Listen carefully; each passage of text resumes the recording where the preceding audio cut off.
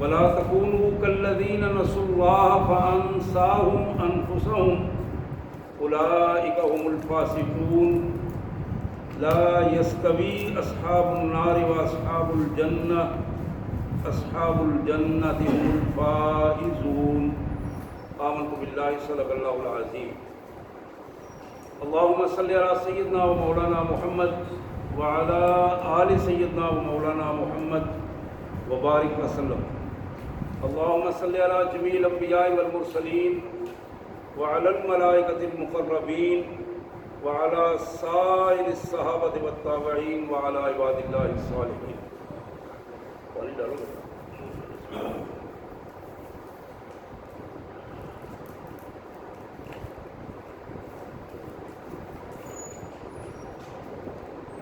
اللہ کے پاک کلام قرآن مجید میں یہ 28واں پارہ ہے اور سورہ حشر.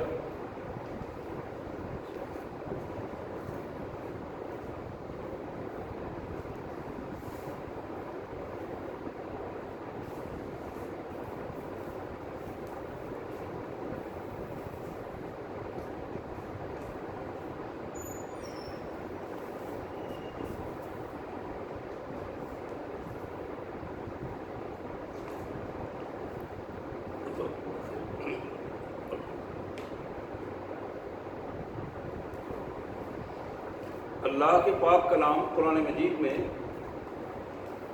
28واں پارہ سورہ حشر کی آیت نمبر 15 سے 21 تک کی آیات میں نے آپ کے سامنے تلاوت کی.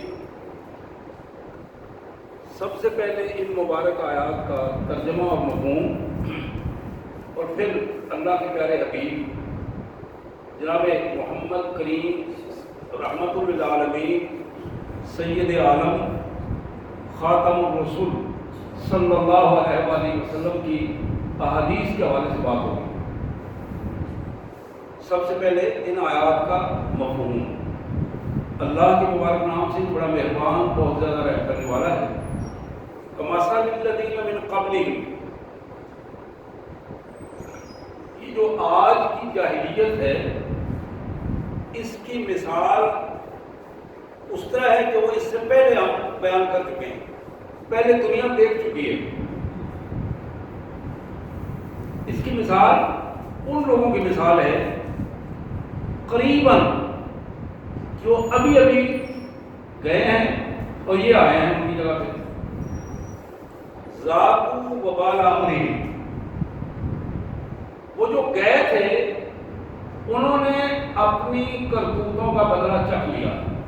ذاقوا انہوں نے چکھ لیا، وبال امرہم اپنی کرتوتوں کا بدلہ. جو وہ حرکتیں انہوں نے کی تھی انہی حرکتوں کے پس منظر میں ان پر وہ وبال اس کیفیت میں آ گئی. وَلَهُمْ عَذَابٌ أَلِيمٌ، اور ان کے لیے عذاب ہے دردناک. جو آنے والے ہیں ان کے لیے ان کی مثال میرے سامنے رکھنا چاہیے کہ جو کچھ ان کے ساتھ ہوا آج ہمارے ساتھ بھی ہونے کی توقع ہے اگر ہم بھی انہیں کے راستے پر چلیں گے. کمثل الشیطان، ان کی دوسری مثال شیطان کی ہے. اذ قال للانسان اکفر، شیطان کو انسان کو جب شیطان ورغلاتا ہے اور اسے کفر پر آمادہ کرنے کی کوشش کرتا ہے اور بار بار اس کے کان میں پھونکتا ہے اور کفر کی چیزوں کو پرکشش کر کے ان کے سامنے پیش کرتا ہے. فلما کفر، جب انسان کفر کر لیتا ہے اس شیطان کے کہنے پر، قال انی بریء منک، تو پھر وہ کہتا ہے کہ میں تمہارے جو تم نے کفر کیا ہے نا میرے کہنے پر میں اس سے اظہار برات کرتا ہوں، میرا تم سے کوئی تعلق نہیں. انی اخاف اللہ رب العالمین، اس لیے کہ میں ڈرتا ہوں کائنات کا پروردگار مالک، اس کی گرفت سے میں ڈرتا ہوں کہ اس کے عذاب میں نہ آ جاؤں. اللہ فرماتے ہیں فَكَانَ عَاقِبَتُهُمَا أَنَّهُمَا فِي النَّارِ خَالِدِينَ فِيهَا، اب ان دونوں کو شیطان جس نے کفر کی ترغیب دی تھی اور وہ جس نے شیطان کے کہنے پر کفر کیا تھا، ان دونوں کا انجام کیا ہے؟ انہما فی النار، بڑکتی ہوئی آگ میں، خالدین فیہا، وہ ان دونوں اس میں ہمیشہ ہمیشہ رہیں گے۔ وذالک جزاء الظالمین، ہمارے ریکارڈ میں ظالموں کی یہی سزا ہے جو ہم نے مقرر کر دی ہے۔ جو سزا ہم ان کو دیں گے یہی ظالموں کی سزا ہم نے شروع سے دے رہے ہیں اور آئندہ بھی یہی سزا ہے۔ حضرات، یہ پہلے 3 آیات تھی، اب کائنات کا مالک مجھے اور آپ کو مخاطب کر کے فرما رہا ہے۔ جو کچھ ہو رہا ہے وہ الگ ہے، لیکن اس معاشرے میں جو اللہ کو ماننے والے ہیں، یا ایھا الذین آمنوا اتقوا اللہ، اے ایمان والو اللہ سے ڈر جاؤ، اے ایمان والو اللہ سے ڈر جاؤ، وَلْتَنظُرْ نَفْسٌ مَا قَدَّمَتْ لِغَدٍ، تم میں سے ہر شخص اس بات کا پورا خیال رکھے کہ کل جب وہ اپنے اللہ کو حضور جائے گا تو اس کی جھولی میں کیا ہوگا، وہ کیا لے کے جائے گا۔ وَلْتَنظُرْ نَفْسٌ مَا قَدَّمَتْ لِغَدٍ، وہ اپنی جھولی میں کیا لے کے جائے گا جس کو اپنے اللہ کو حضور پیش کرے گا۔ وَاتَّقُوا اللَّهَ، اس اللہ سے ڈر جاؤ، ان اللہ خبیر بما تعملون، جو تمہاری ہر حرکت کو بڑی باریک بینی سے دیکھ رہا ہے۔ اور پھر فرمایا، اب یہ خطاب ہے ایمان والوں سے، میرے لیے بھی خطاب ہے، آپ کے لیے بھی۔ ہر وہ شخص جو اپنے آپ کو محمد رسول اللہ کو امتی سمجھتا ہے وہ مخاطب ہے ان آیات کا، اللہ اس سے ڈائریکٹ خطاب فرما رہے ہیں۔ وَلَا تَكُونُوا كَالَّذِينَ نَسُوا اللَّهَ فَأَنسَاهُمْ، ایمان والوں ان لوگوں کی طرح نہ ہو جانا جنہوں نے اللہ کو بلایا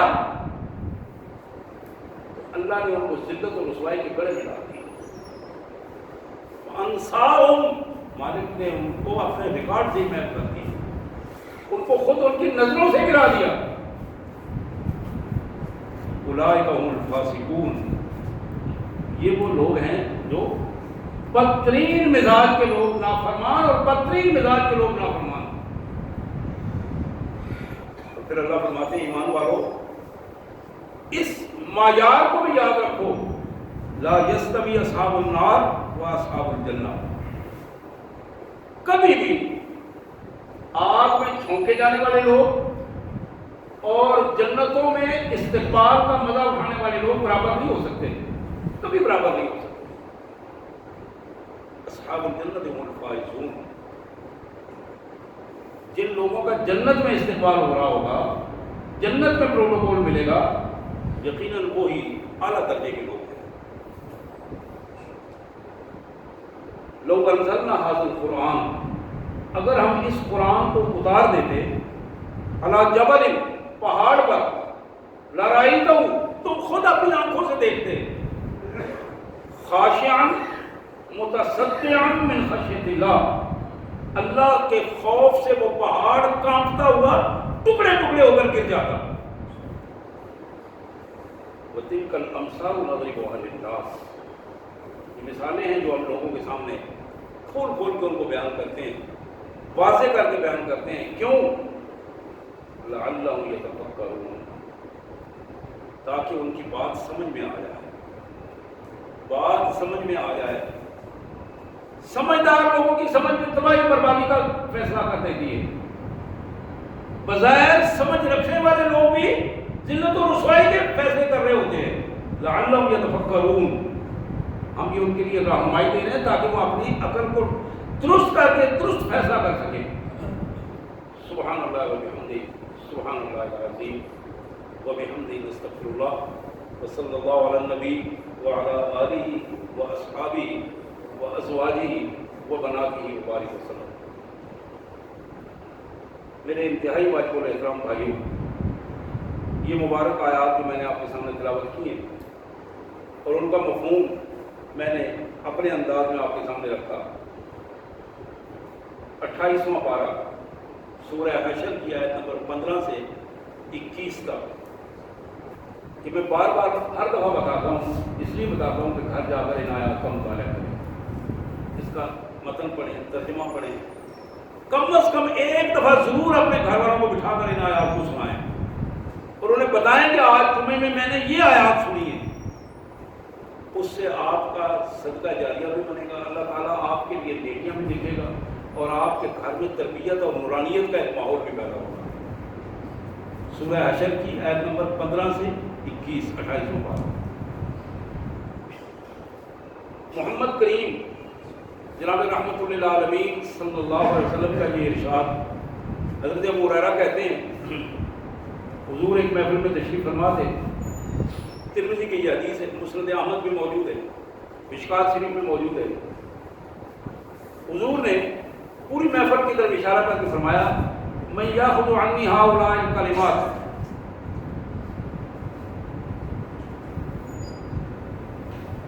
فیعمل بہن او یعلم من یعمل بہن، تم میں سے کون ہے جو مجھ سے یہ کلمات سیکھے جو میں سکھانا چاہتا ہوں، کلمات سیکھے اور خود عمل کرے، خود دوسروں کو ایسے بندے کو سکھائے جو سیکھے اور دوسروں تک پہنچائے اور خود عمل پیرا ہو اس کا۔ قلت انا یا رسول اللہ، جناب ابو ہریرہ کہتے ہیں میں نے عرض کیا میرے آقا میں حاضر ہوں، انا یا رسول اللہ، میرے آقا میں حاضر ہوں، آپ حکم فرمائیے۔ ایسا نہیں ہوا کہ یہ بات سن کے حضور نے فوراً بات شروع کر دی ہو، اخذ بیدی، حضور نے میرا ہاتھ پکڑ لیا۔ کیوں پکڑا؟ یہ بندہ اس چیزوں کو لینے کے لیے تیار ہے، اسے مزید الرٹ کر دیا گیا، مزید ہاتھ پکڑ کے مزید باشعور کر کے اس کو ہلایا کہ سنو بیٹا بات سنو اب توجہ سے۔ فعد خمسا، ہاتھ کو پکڑا مضبوطی سے اور 5 چیزوں کو آپ نے گنوایا۔ اور میں درخواست کروں گا آپ سب بھائیوں سے بھی بہنوں سے بھی، جہاں تک میری آواز جا رہی ہے، ان 5 چیزوں کو ذرا دھیان سے توجہ سے سنیں اور یوں سمجھیں کہ رسول اللہ صلی اللہ علیہ وسلم کا یہ پیغام آپ تک پہنچ رہا ہے۔ اور یہ حقیقت ہے، الفاظ تو میرے آقا کے میرے نہیں ہیں، میرے آقا صلی اللہ علیہ وسلم کا پیغام ان کے امتیوں تک پہنچ رہا ہے، وہ امتی خواتین ہوں یا مرد ہوں۔ اور یہ 5 چیزیں جو حضور نے گنوائی ہیں، یہ آج اس فتنے کے دور میں کمال چیزیں ہیں۔ یہ دور فتنے کا دور ہے، دجالیت کا دور ہے۔ آپ خود محسوس کر رہے ہیں کہ ہر گھر میں گلی محلے میں آگ لگی ہوئی ہے، انسان کے اندر سے انسانیت ختم ہوتی چلی جا رہی ہے۔ اسلام تو بڑی دور کی بات ہے، اونچی بات ہے، انسانیت کے بنیادی تقاضے ختم ہو رہے ہیں۔ ان حالات میں زیادہ ضرورت ہے محمد رسول اللہ صلی اللہ علیہ وسلم کے ارشادات کو توجہ سے سننے اور اس پر عمل کرنے کی۔ جناب ابو ہریرہ کہتے ہیں فاخذ بیدی، حضور نے میرا ہاتھ مضبوطی سے پکڑ لیا، فعد خمسا، اور آپ نے 5 چیزیں گنوائی۔ آپ نے پہلی چیز فرمائی اتق المحارم تکن عابد الناس، اتق المحارم تکن عابد الناس۔ ابو ہریرہ یاد رکھو، اللہ نے جن جن چیزوں کو حرام قرار دیا ہے اس سے بچ رہو۔ جب تم اللہ کی حرام کردہ چیزوں سے بچ جاؤ گے، تکن عابد الناس، تو تم اللہ کے بندوں میں بہترین بندہ بن جاؤ گے، اللہ کے بندوں میں بہترین بندہ بن جاؤ گے۔ تکن عابد الناس۔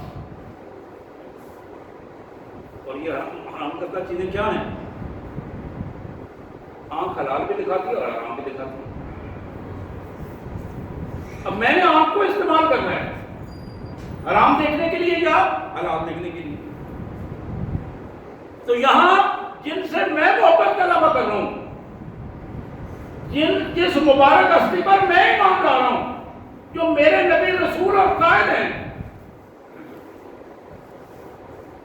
ان کا حکم یہ ہے کہ اتق المحارم، تم حرام سے بچ جاؤ، حرام سے بچ جاؤ،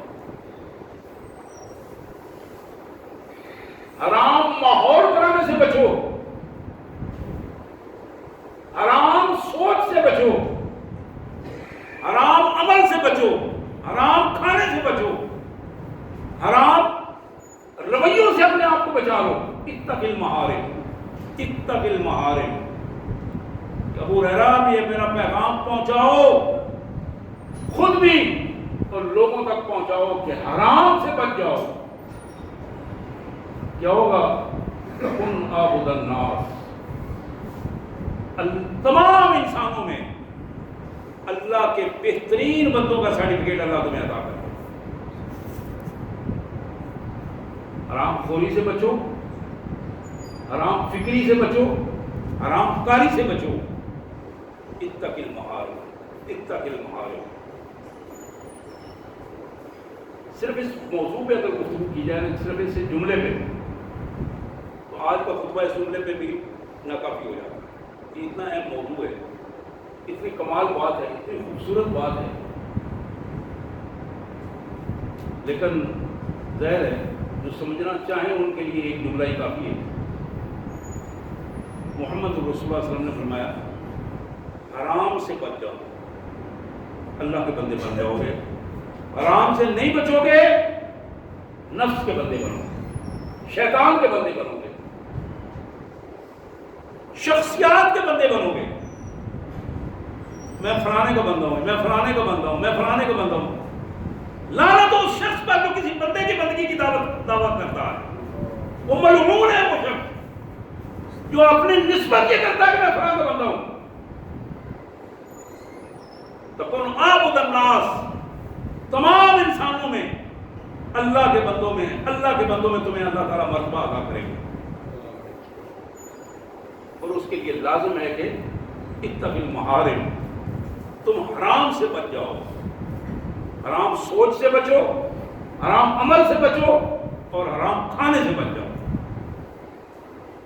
پھر آپ نے فرمایا دوسری بات، وَارْضَ بِمَا قَسَّمَ اللَّهُ لَكَ تَكُونْ أَغْنَى النَّاسِ۔ وَارْضَ بِمَا قَسَّمَ اللَّهُ لَكَ، اللہ نے جو تیری قسمت میں لکھ دیا ہے، جو تجھے عطا کر دیا ہے، جسم دیا تجھے، عقل دی ہے، اللہ کی نعمتیں، زبان دی ہے، نظر دی ہے، وسائل دی ہیں، رزق دیا ہے، اللہ کی دی ہوئی ہر وہ چیز جو مالک نے تمہارے لیے دی ہے، تمہیں دی ہے، تمہاری قسمت میں لکھ دی ہے، ورزہ اس پہ راضی ہو جا، اس پہ راضی ہو جا، شکوے شکایتوں والی کہانی چھوڑ۔ جو کچھ اللہ نے تمہیں دیا ہے اس پر راضی ہو جا، اللہ کا شکر ادا کرو، یا اللہ تیرا شکر ہے کہ تم نے مجھے عطا کیا۔ اس پہ شکوے شکایت نہ کرو، اس میں مایوسیت کی بات نہ کرو، لوگوں کے سامنے رونا دھونا نہ کرو۔ وَارْضَ بِمَا قَسَّمَ اللَّهُ لَكَ، کائنات کے مالک نے جو تقسیم میں تمہارا حصہ بنایا ہے، تمہیں دیا ہے، اس پہ راضی ہو جاؤ، اور بذاؤ برضاؤ رغبت بن جاؤ گا۔ آپ نے تکون اغنى الناس، تم تمام لوگوں میں اللہ تمہیں وہ مرتبہ عطا کریں گے کہ تم غنی ہو جاؤ گے، غنی ہو جاؤ، بے پرواہ ہو جاؤ گے، محتاجی نہیں رہے گی، کسی کے سامنے ہاتھ پھیلانے والے نہیں ہوں گے، کسی کے سامنے نظریں جھکانے والے نہیں ہوں گے۔ جہاں تمہاری پیشانی مالک کے حضور جھکے گی، وہاں تمہاری نظریں بھی اپنی مالک کے حکم کے مطابق ہوں گی، وہاں تمہاری زبان اور تمہارے ہاتھ پاؤں اور تمہاری شرمگاہیں، یہ ساری چیزیں ایک ڈسپلن میں اپنے اللہ کے حضور اس کی فرما برداری میں ہوں گی۔ وَارْضَ بِمَا قَسَّمَ اللَّهُ لَكَ تَكُونْ أَغْنَى النَّاسِ۔ اگر غنی بننا چاہتے ہو، غنی کس کی صفت ہے؟ اللہ کی صفت ہے۔ اللہ اپنی اس صفت کو محدود انداز میں جب اپنے بندوں میں دیکھنا چاہتے ہیں، اللہ کی صفت تو لامحدود ہے، وہ کوئی نہیں ہو سکتا، وہ لامحدود ہے۔ لیکن بندہ جب غنی ہوتا ہے تو محدود ہوتا ہے، محدود ہوتا ہے. اور یہ غنائیت، یہ جو غنی کی صفت اس بندے میں آتی ہے، اس صفت کی پوزیشن یہ ہے کہ بندہ اس صفت کو جب اپنا لیتا ہے تو اس کے اپنانے میں برضا و رغبت اپنے مالک پر ایمان اور اس کے اللہ کی تقسیم پر راضی ہو جاتا ہے. تیسری چیز، میرے پیارے آقا صلی اللہ علیہ وسلم نے فرمایا وَأَحْسِنْ إِلَىٰ جَارِكَ، اپنے پڑوسی کے ساتھ حسن سلوک کر لیا. حسن سلوک پہ اچھا رویہ ہوتا ہے، لیکن حسن سلوک کیا ہے؟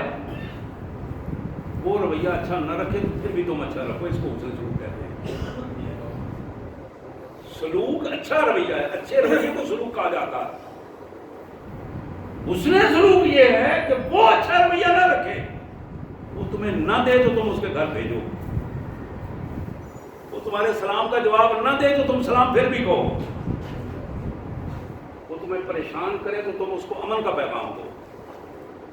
پھر دیکھو کہ اللہ تمہاری شان کیسے بڑھاتا ہے، اللہ تمہاری عزت کیسے بڑھاتا ہے. وَأَحْسِنْ إِلَىٰ جَارِكَ، اپنے پڑوسی کے لیے حسن سلوک کا رویہ رکھو. تَكُنْ مُؤْمِنًا، اللہ تمہیں سچا مومن بنا دے گا. اس کا دوسرا مفہوم یہ ہے کہ اللہ تمہیں دنیا میں حفاظت تمہاری فرمائے گا، تمہاری حفاظت اللہ فرمائیں گے. وہ پڑوسی جس کے ساتھ تم احسان کر رہے ہو، وہ بڑے سے بڑا بدماش بھی ہو، وہ تمہارے احسان کے نیچے دب کر اس کا ضمیر اس بات پر مجبور کر دے گا کہ اپنے پڑوسی کی حفاظت کرے گا، وہ پھر دشمنی پہ نہیں اترے گا. تمہارا رویہ جتنا اپنے پڑوسی کے بارے میں حسن سلوک والا ہوگا، اتنا زیادہ امن اور سلامتی کا ماحول تم پیدا کر دو گے. اپنی گلی محلے میں ایمان اور سلامتی اور امن کا ماحول پیدا کرو گے. وَأَحْسِنْ إِلَىٰ جَارِكَ، اپنے پڑوسی سے خوبصورت رویہ رکھو، آگے بڑھ کر حسن سلوک کا رویہ رکھو، احسان کا رویہ رکھو. تَكُنْ مُؤْمِنًا، تم سچے ایماندار بن جاؤ، تمہاری اللہ حفاظت فرمائے گا، تمہاری اللہ حفاظت فرمائے گا، تمہیں سچا مومن بنا دے گا. نبی رحمت صلی اللہ علیہ وسلم نے پھر فرمایا وَأَحِبَّ لِلنَّاسِ مَا تُحِبُّ لِنَفْسِكَ تَكُنْ مُسْلِمًا. حضور نے فرمایا کہ میرے بھائی، کہ بھائی کون تھا جس کو فرما رہے تھے؟ حضرت ابو ہریرہ رضی اللہ تعالی عنہ، حضور کے خادم بھی، حضور کے بھائی بھی، حضور کے امتی بھی، حضور کے محبوب بھی، کمال قسم کی شخصیت تھی. ہاتھ پکڑا ہوا ہے، باتیں گنوا رہے ہیں اور حضرت ابو ہریرہ کے دل و دماغ میں اتر رہی ہیں باتیں. ابو ہریرہ فرماتے ہیں کہ مجھے میرے آقا نے ارشاد فرمایا وَأَحِبَّ لِلنَّاسِ، لوگوں سے محبت کرو اور لوگوں کے لیے وہی کچھ پسند کرو مَا تُحِبُّ لِنَفْسِكَ، جو اپنے لیے پسند کرتے ہو. جو اپنے لیے پسند کرتے ہو وہی دوسروں کے لیے پسند کرو. تکن مسلمن، یہ بات جب کرو گے تو تمہیں سلامتی ملے گی، سلامتی ملے گی. تمہارے ارد گرد کا دائرہ دشمنی کا دائرہ نہیں، سلامتی کا دائرہ بن جائے گا. جب تم دوسرے کے لیے امن چاہو گے، امن تو اپنے لیے آدمی اپنی حفاظت کرتا ہے، دوسرے کی حفاظت کے لیے اپنے آپ کو میدان میں لا کر کھڑا کر دے. یہاں تو یہ ہوتا ہے نا جی کہ کوئی اگر دوسری طرف دیکھ رہا ہے اور اس کی نظر اس پہ پڑ گئی ہے تو اگلا کام اس پہ شروع ہو جاتا ہے، تم نے میری طرف گھور کر کیوں دیکھا ہے؟ یہاں یہ جگہ میری کھڑے ہونے کی تھی، تم یہاں کا کیوں کھڑے ہو گئے؟ میں آیا ہوں تو تم نے راستہ کیوں نہیں چھوڑ دیا؟ توقع یہ ہوتی ہے کہ میرے آنے پہ لوگ سائڈ پہ ہو جائیں، توقع یہ ہوتی ہے کہ میں آؤں تو لوگ پہلے سلام کریں. میں آؤں تو لوگ اٹھ کے کھڑے ہو جائیں.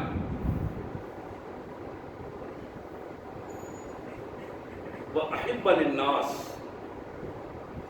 وہی چیز لوگوں کے لیے پسند کرو، وہی رویہ لوگوں کے لیے پسند کرو، مَا تُحِبُّ لِنَفْسِكَ، جو اپنے لیے پسند کرتے ہو. دوسروں کو گالی دینے والوں کو اگر یہ سوچ ہو کہ گالی میری طرف آ رہی ہے، یہ تو میں اس کو نکالوں گی، یہ تو میری، اگر میں اس کی ماں بہن کو برا کہہ رہا ہوں تو وہ میری ماں بہن کو برا.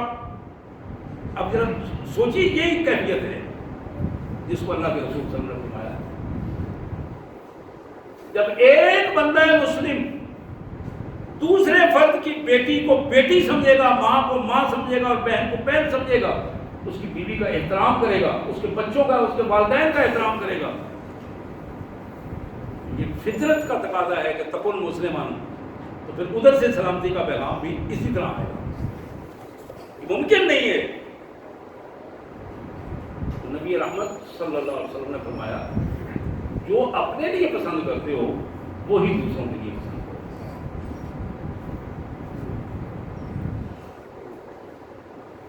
آخری بات، پانچویں بات حضور صلی اللہ علیہ وسلم نے گنوائی، ولا تکثر الذکر. ابو ہریرہ، زیادہ ہنسنے سے پرہیز کرو، زیادہ ہنسنے سے پرہیز کرو. کہہ کے لگا کے ہنسنا، دور دور تک آواز پہنچانا، لوگوں کو محسوس کروانا کہ میں کوئی بڑی شے ہوں، میں بڑی لاؤبالی پن میں یہ سب کچھ کر رہا ہوں، یہ ساری کی ساری چیز اندر کی کمزوری پر دلالت کرتی ہے. ولا تکثر الذکر، زیادہ ہنسنا نہ کرو، زیادہ ہنسنے سے بچو. مسکرانا انسان کی فطرت ہے، خوشی پہ مسکرانا انسان کی فطرت ہے اور یہ اس کی اچھائی ہے. لیکن کہہ مار کے ہر جگہ پہ ہنسنا، وقت جا بے جا اور وقت پہ وقت یہ سلسلہ جاری رکھنا، یہ ایک اچھے انسان کی اچھائی اور شریف انسان کی شرافت کو ختم کر دیتی ہے.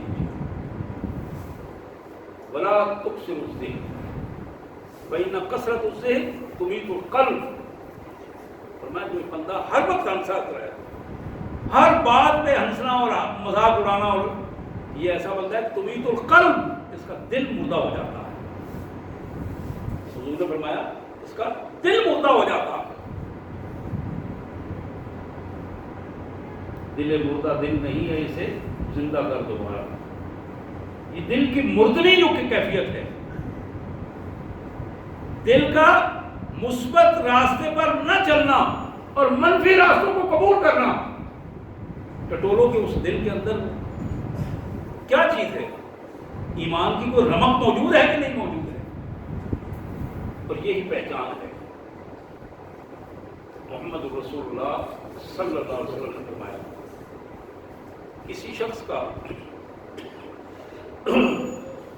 نیکی کر کے خوش ہونا، نیکی سے اس کا دل خوش ہو، آنکھوں میں چمک آ جائے، دل ذہن مطمئن ہو جائے، نیکی سے اس کی اندر ایک خوشی کی کیفیت پیدا ہو. حضور نے فرمایا یہ ایمان کی دلیل ہے. جو شخص برائی کر کے خوش ہو، آنگڑے مار مار کے خوش ہو، کہہ کے لگا لگا کے خوش ہو، دوسروں کو گالی گلوچ کر کے خوش ہو، دوسرے کی انسلٹ کر کے خوش ہو، ایسا شخص اپنے وقت کا بدترین شیطان ہوتا ہے، بدترین شیطان ہوتا ہے. میرے پیارے بھائیوں، یہ 5 چیزیں جو محمد رسول اللہ صلی اللہ علیہ وسلم نے گنوائی، اور صرف گنوائی نہیں، نبی رحمت صلی اللہ علیہ وسلم نے پوری محفل میں اپنے ساتھیوں سے پوچھا من یاخذ عنی ہؤلاء الکلمات، تم میں سے کون ہے جو مجھ سے یہ کلمات حاصل کرے، خود عمل کرے، دوسروں کو پہنچائے. یہ بہت بڑی ذمہ داری کی بات تھی جس حوالے سے رسول اللہ صلی اللہ علیہ وسلم نے یہ بات کہی. اللہ اکبر۔ یہ ایک دوسری حدیث جو میں آپ کے سامنے رکھنا چاہوں گا،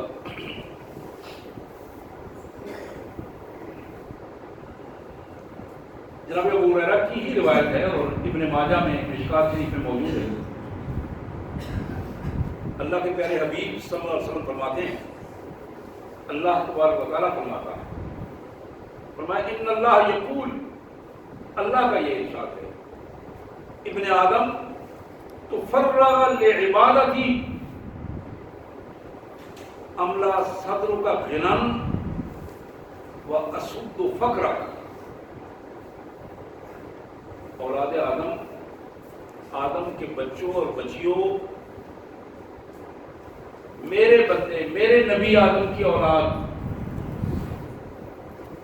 تو فرغ عبادتی، میری عبادت کے لیے اپنے آپ کو فارغ کر لو، چھوٹے موٹے کام جلدی جلدی نپٹا کے فوراً میری عبادت کے لیے اپنے آپ کو فارغ کیا کرو، اسپیشل عبادت کے لیے، نمازوں کے لیے۔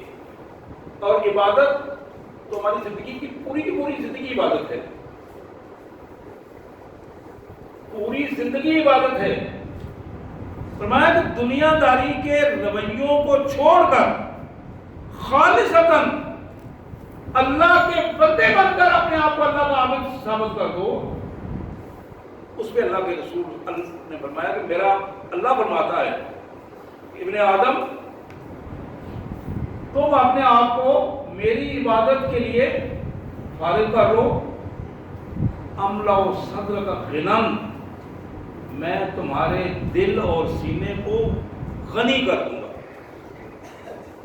غنی کر دوں گا، کسی کی محتاجی نہیں رہنے دوں گا، واسد فقرک، اور تمہاری ساری محتاجیوں کو ختم کر دوں گا، واسد فقرک، مالی محتاجیاں، معاشرتی محتاجیاں، معاشی محتاجیاں، ساری محتاجیاں ختم کروں گا، سیاسی محتاجیاں تک ختم کر دوں گا اگر تم اپنے آپ کو میرا بندہ ثابت کر۔